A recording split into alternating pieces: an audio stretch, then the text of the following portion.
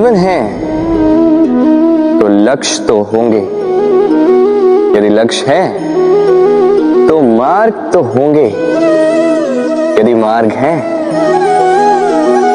तो बाधाएं तो आएंगी।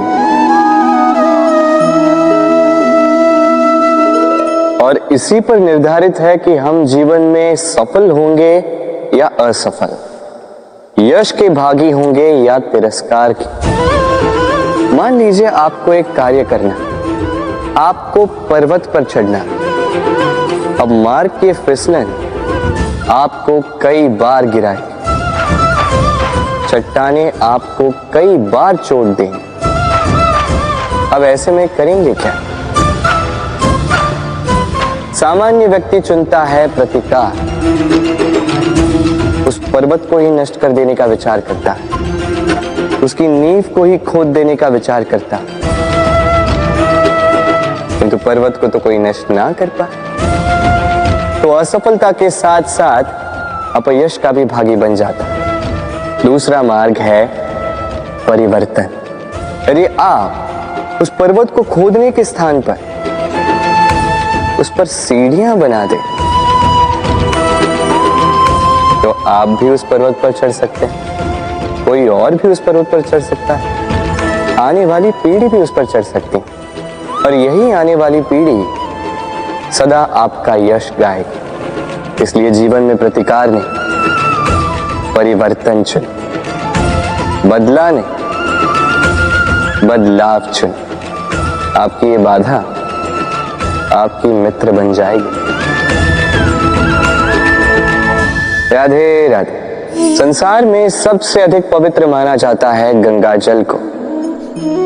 कभी सोचा है क्यों? क्योंकि गंगा जल का आविर्भाव ही शुद्ध होता है, उसका जन्म शुद्ध होता है, जहां से उसका प्रारंभ होता है वो शुद्ध होता है। और प्रारंभ का शुद्ध होना अति आवश्यक है। हमारे जीवन में प्रारंभ होता है हमारे विचार से। अपने विचार शुद्ध रखें, क्योंकि इन विचारों से बनते हैं आपके शब्द। आपके शब्द शुद्ध रखें, क्योंकि इन शब्दों से आपके कार्य संपादित होते हैं। आपके कार्य शुद्ध रखें, क्योंकि ये कार्य बनाते हैं आपका स्वभाव। स्वभाव से बनती हैं आपकी आदतें और आदतों से बनता है आपका चरित्र। और ये चरित्र संसार के समक्ष आदर्श के रूप में आता है। तो विचार से आदर्श तक की यात्रा शुभ तभी होगी जब आपके विचार शुभ होंगे। तो इस संसार में, इस जीवन में आपके विचार शुभ रखें, शुद्ध रखें। आपका मन प्रसन्न होकर बोलेगा। राधे राधे।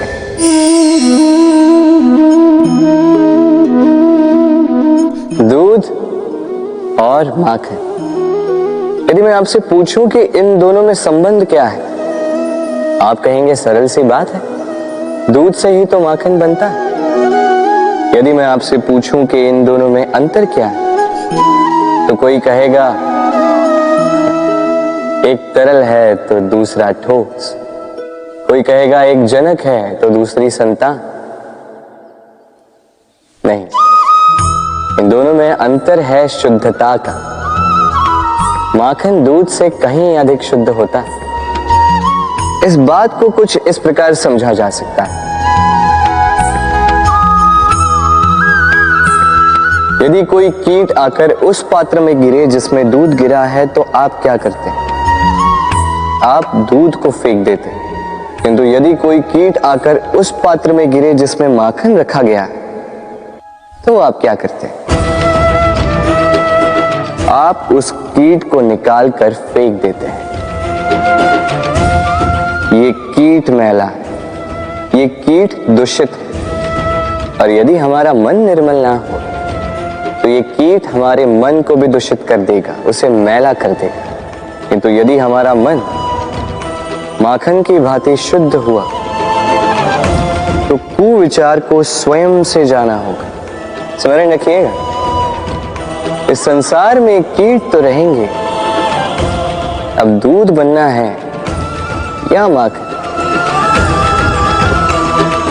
निर्णय आपका। राधे राधे। आपने जीवन में कभी न कभी किसी पौधे को जल तो दिया ही होगा।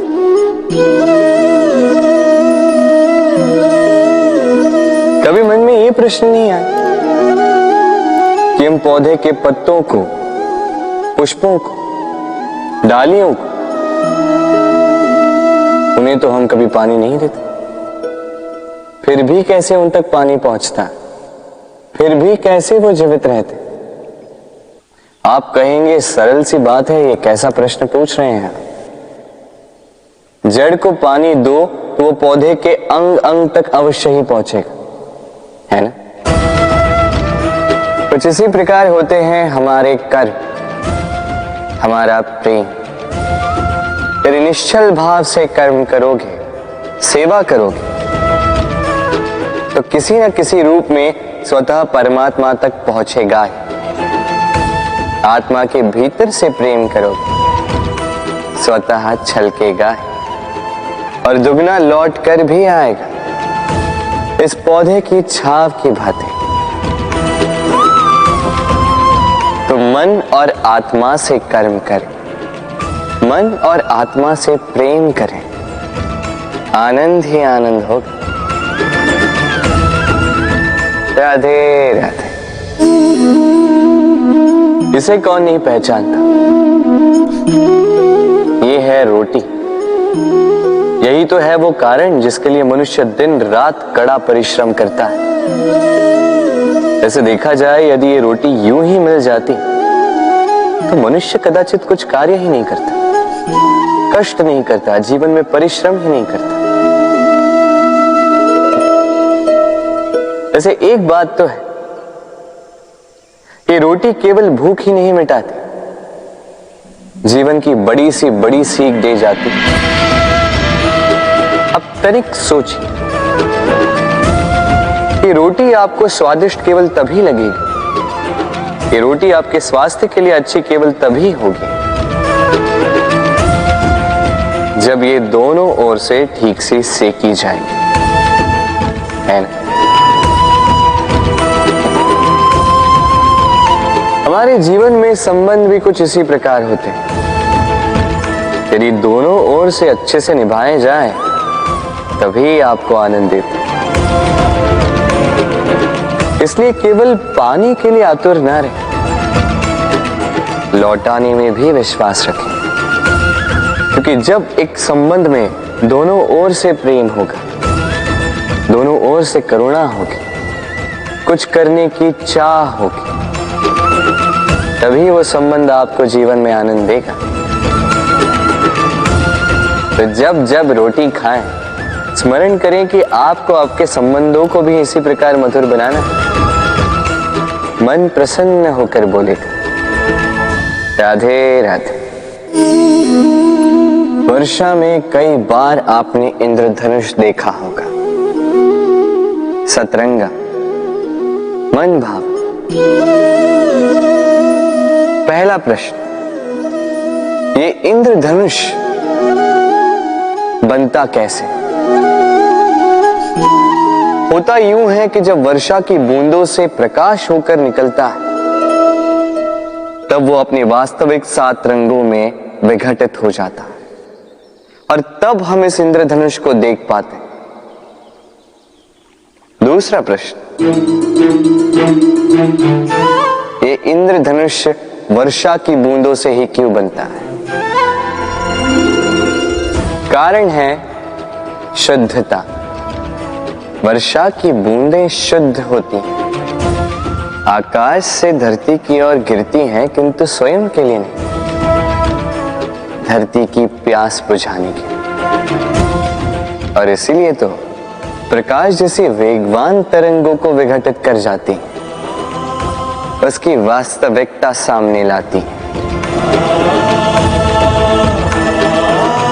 यदि आप भी शुद्ध मन से परोपकार करोगे, औरों के लिए जियोगे, तो विश्वास कीजिए, कोई आपको छल नहीं पाएगा।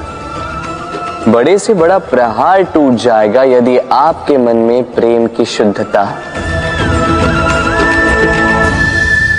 राधे राधे।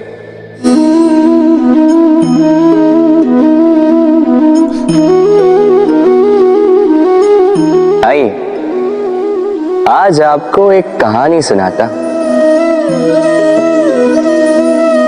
एक बार एक नेत्रहीन व्यक्ति गया मंदिर ईश्वर के दर्शन प्राप्त करने। अब जब वहां उपस्थित लोगों को यह ज्ञात हुआ कि यह व्यक्ति नेत्रहीन है, तो कुछ लोगों ने उसका उपहास उड़ाना प्रारंभ कर दिया। वो जिसकी स्वयं की दृष्टि ही नहीं, क्या करने आया होगा यहाँ? कदाचित ईश्वर से शिकायत करने आया होगा कि क्यों आपने मुझसे मेरी दृष्टि छीन ली। किंतु इन सभी बातों से उस नेत्रहीन व्यक्ति ने स्वयं को पीड़ित नहीं होने दिया।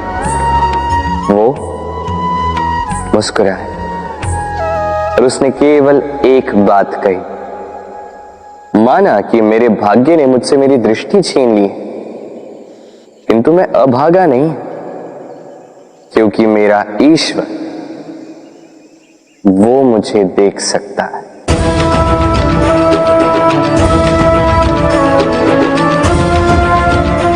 स्मरण रखिएगा, दृष्टि नहीं दृष्टिकोण आवश्यक है।